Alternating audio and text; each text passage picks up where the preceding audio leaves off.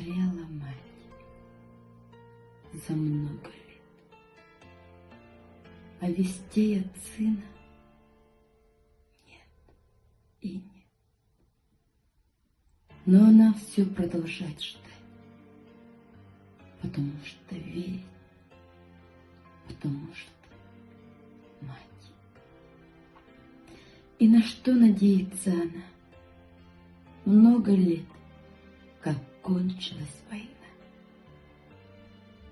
Много лет, как все пришли назад, кроме мертвых, что в земле лежат. Сколько их в то дальнее село, мальчик без усов не пришло.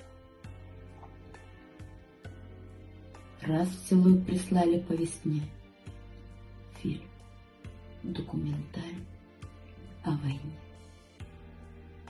Все пришли в кино, и стар, и мал, кто познал войну и кто не знал. Перед горькой памятью людской разливалась ненависть рекой. Трудно было это вспоминать. Вдруг с экрана сын взглянул на мать. Мать узнала сына в тот же миг, и пронесся материнский крик: «Алексей! Алешенька, сынок!» Словно сын услышал. Он рванулся из траншеи в бой. Стала мать прикрыть его с собой. Все боялась, что он упадет. Но сквозь год мчался сын вперед. «Алексей!» — кричали земляки. «Алексей!» — просили.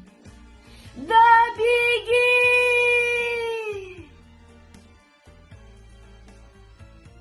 Кажется, сын остался жив. Просит мать о сыне повторить. И опять в атаку он бежит.